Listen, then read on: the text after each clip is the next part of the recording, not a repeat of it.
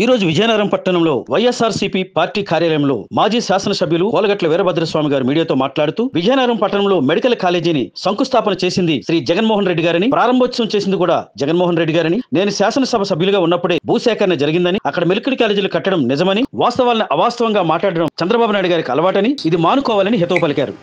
YSR Congress party నాయకులు మాజీ ముఖ్యమంత్రి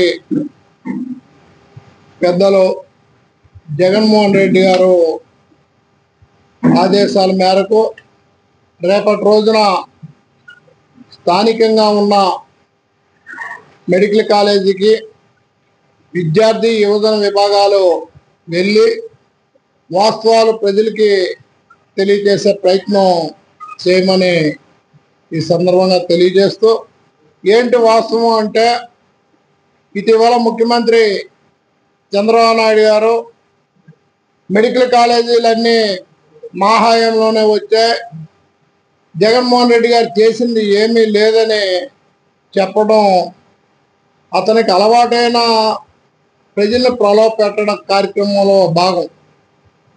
వాస్తవంగా జగన్మోహన్ రెడ్డి గారు ముఖ్యమంత్రి ఉండేటప్పుడు, నేను ఇక్కడ శాసనసభ్యులుగా ఉండేటప్పుడు అనేక మంది విజ్ఞప్తి మేరకు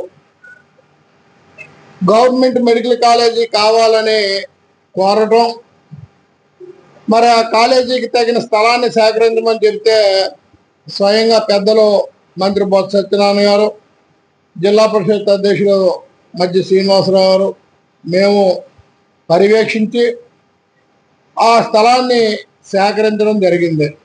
శంకుస్థాపన జగన్మోహన్ రెడ్డి గారి చేతుల మీదుగా జరిగింది, ప్రారంభోత్సవం జగన్మోహన్ రెడ్డి గారి చేతుల మీదుగా జరిగింది. మరి మధ్యలో చంద్రబాబు నాయుడు గారి ప్రమేయం ఏముంది అని అడుగుతున్నాం. చంద్రబాబు నాయుడు గారి ప్రమేయం ఏమీ లేకపోయినా ఆయన ఉన్నది లేనట్టు లేనిది ఉన్నట్టు చెప్పుకునే తత్వం కలిగిన వ్యక్తి, ఆయనకున్న మీడియాని ఉపయోగించుకొని ప్రజల్ని నిరంతరం ప్రలోభ పెట్టే ప్రయత్నం చంద్రబాబు నాయుడు గారు చేస్తున్నారు. ఈరోజు మీకు అధికారం ఇచ్చింది, అధికారాన్ని మీరు ప్రజలకు ఉపయోగించండి, మీ అధికారాన్ని ఉపయోగించి ప్రజలకు మేలు చేయండి, ఎన్నికల మేనిఫెస్టోలో మీరు ఇచ్చిన హామీలు అమలు చేయండి. అంతే తప్ప ప్రజలను తప్పుదారి పట్టించడానికి, ప్రజల ఆలోచనలు వేరే విధంగా తీసుకెళ్ళడానికి, మీ తాలూకా వైఫల్యాలు ప్రజలు చర్చించకుండా చేయడానికి ఇటువంటి మాటలు చెప్తున్నారు చంద్రబాబు నాయుడు గారు అని చెప్తున్నాం. ప్రభుత్వం ఏ ప్రభుత్వం ఉన్నా ప్రజలకు మేలు చేయాలి.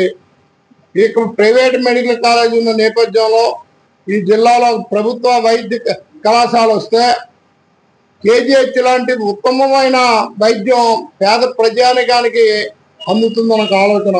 ఈరోజు మెడికల్ కాలేజ్ వచ్చిందంటే విద్యార్థులు ఒక్కలే చదువుకునేది కాదు, ఎంతోమంది నిష్ణాతులైన ఎక్స్పర్ట్స్ అంటే పెద్ద పెద్ద డాక్టర్లు వచ్చి ఇక్కడ ఉద్యోగాలు చేసిన పరిస్థితి.